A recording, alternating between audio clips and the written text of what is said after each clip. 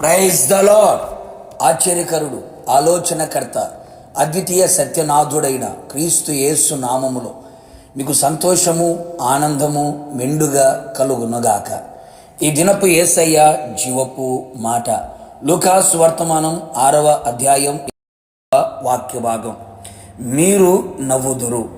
యేసయ్య సన్నిధిలో ఉన్న సంపూర్ణ సంతోషము అనుభవిస్తూ, యేసయ్య అనుగ్రహించే రక్షణ సంతోషముతో, ఆత్మ ఆనందముతో ఈ ఆత్మీయ యాత్రలో, ఆనంద యాత్రలో కొనసాగుచున్న నా దేవుని ప్రియులారా, మన యేసయ్య తన ప్రజలకి సంతోషమును, ఆనందమును దయచేయగల దేవుడై ఉన్నాడు. ఏడ్చుచున్న మీరు ధన్యులు, మీరు నవ్వుదురు అని సెలవిచ్చిన దేవుడు. మీ నోటి నిండా నవ్వును దయచేయవలెనని ఆయన కోరుకున్నవాడు. ప్రస్తుతపు దినములలో అనేకులలో, ఆత్మీయులలో కూడా దుఃఖముతో నిండిన వారై ఉన్నారు. కన్నీళ్లతో కాపురము చేయుచున్నారు. కన్నీళ్లే అన్నపానములుగా మారినవి. దుఃఖముతో, నిట్టూర్పుతో ఏళ్ళు గడిచిపోవచ్చున్నవి. అట్టివారు ఈ లోకములో కలరు. సంవత్సర తరబడి కన్నీళ్లతో సాగిపోవచ్చున్నవారు కలరు. శరీరంలో అనారోగ్యము చేత కన్నీళ్లు విడుచుచున్నారు. సమాధానము లేక దుఃఖము కలిగి ఉన్నారు. సమస్యల సుడిగుండములో చిక్కుకొని జీవిత కుటుంబ సమస్యలతో సతమతమవుతూ ఏడ్చుచూ ఉన్నవారు కలరు. పాపము చేత దుఃఖము కలుగగా విడుదల పొందలేక ఏడ్చి ప్రలాపించుచున్నారు. గర్భఫలము రాక లేక కన్నీరు మున్నీరుగా విలిపించువారు కలరు. జీవనోపాధి లేక నాశనము చేయబడుచుండగా మరింత దుఃఖించుచున్నవారు కలరు.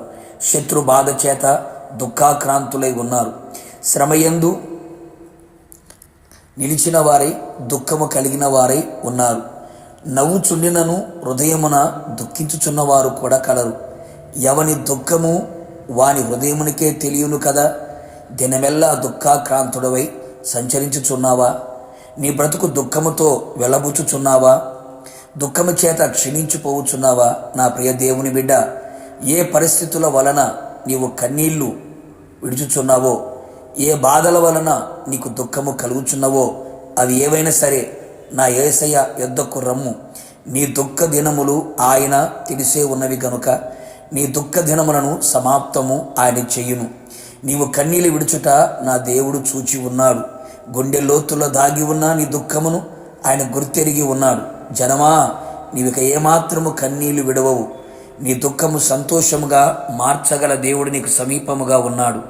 నీ నోటి నిండా నవ్వు పుట్టించు దేవుడు, నీకు ఆనందమును కలుగు చేయగలిగిన దేవుడు.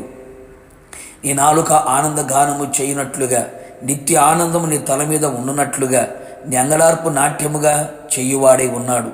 నీ కన్నీళ్లకు ముగింపు కలుగు చేసి నీవు నవ్వునట్లుగా ఆయన చేయును. నీ హృదయము సంతోషించున్నట్లుగా చేయును. ఆయనను ఆశ్రయించు వారందరూ, ఆయన నామమును బట్టి ప్రార్థించు వారందరూ సంతోష ఆనంద భరితులు అగుదురుగాక.